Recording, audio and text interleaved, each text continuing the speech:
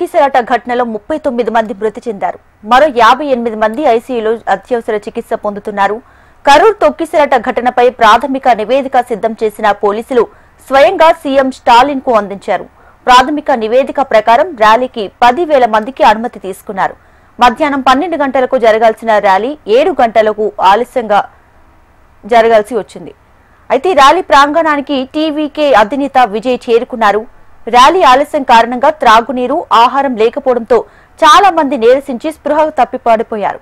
వారిని హాస్పిటల్ కు తీసుకువెళ్లడానికి అంబులెన్స్ కు దారి లేని పరిస్థితి ఏర్పడింది.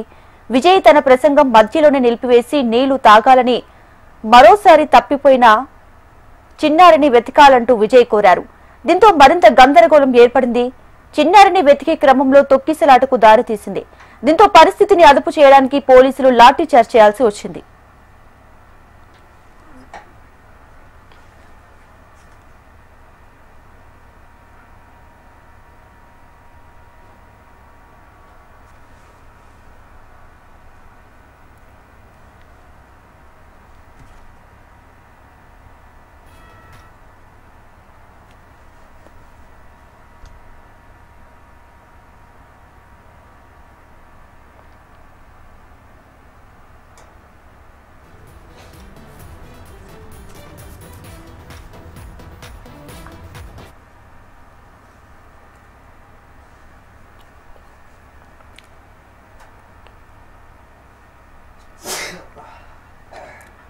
రైట్, ఇక నిన్న జరిగిన కరూర్ తొక్కిసలాట ఘటనకు సంబంధించి లేటెస్ట్ అప్డేట్స్ తో మా ప్రతినిధి చరణ్ లైవ్ లో సిద్ధంగా ఉన్నారు. మరిన్ని డీటెయిల్స్ అందిస్తారు. చరణ్.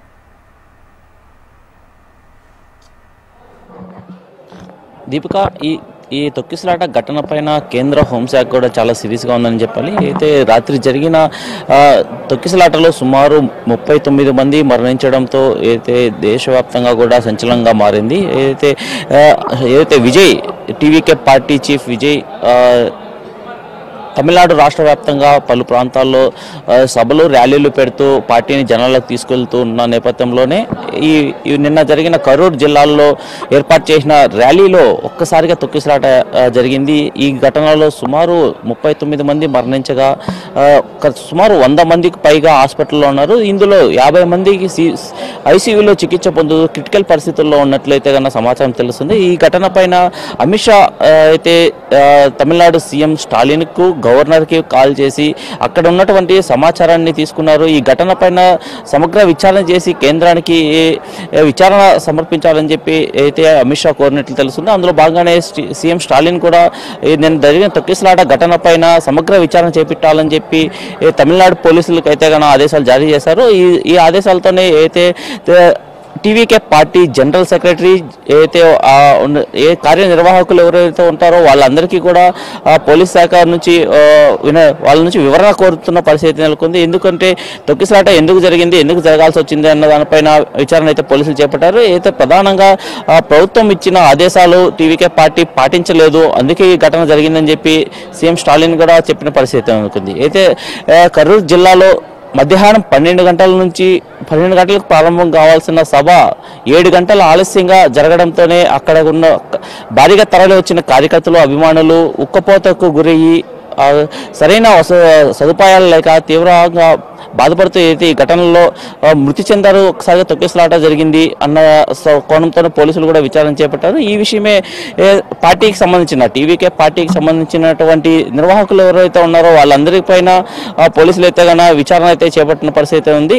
ఇదే విధంగా ఇప్పటికే తమిళనాడు గవర్నమెంట్ అయితే కన్నా అయితే మృతి చెందిన వారికి 10 లక్షల రూపాయలు, గాయపడిన వారికి 1 లక్ష రూపాయల చొప్పున మెరుగైన వైద్య సేవలు అందిస్తూ వాళ్ళకందరికీ కన్నా ఎక్స్గ్రేషియా ప్రకటించిన పరిస్థితి ఉంది. ఈ నేపథ్యంలోనే ఇవాళ ఉదయం అయితే టీవీకే పార్టీ చీఫ్ విజయ్ కూడా నష్టపరిహారం ప్రకటించారు. మృతుల కుటుంబాలకు అండగానే ఉంటానని చెప్పి హామీ ఇస్తూ ప్రతి మృతి చెందిన కుటుంబానికి 20 లక్షల రూపాయలు ఎక్స్గ్రేషియా ప్రకటిస్తూ అయితే గాయపడిన వారికి 2 లక్షల రూపాయల చొప్పున అందించి వాళ్ళకి మెరుగైన వైద్య సేవలు అందిస్తామని చెప్పి ప్రతి కుటుంబానికి మేము అండగా ఉంటామని చెప్పి టీవీకే పార్టీ చీఫ్ విజయ్ చెప్తున్న పరిస్థితి నెలకొంది. అదేవిధంగా ఇప్పటికే విచారణ చేపట్టాలని చెప్పి సీఎం ఆదేశాల మేరకు తమిళనాడు ప్రభుత్వం కూడా అయితే రిటైర్డ్ జడ్జి అరుణ జగదీశన్ అనే రిటైర్డ్ జడ్జితో విచారణ కమిటీని అయితే ఏర్పాటు చేశారు. ఈ కమిటీ ఇచ్చే నివేదికల ప్రకారం ఎవరిపైన చర్యలు తీసుకోవాలి, ఈ ఘటనకు గల బాధ్యులు ఎవరు అనే దానిపైన నివేదిక వచ్చిన తర్వాత వాళ్ళపైన చర్యలు ఉంటాయని చెప్పి సీఎం స్టాలిన్ కూడా ఇప్పటికే మీడియాతో మాట్లాడుతూ ప్రకటించిన పరిస్థితి ఉంది.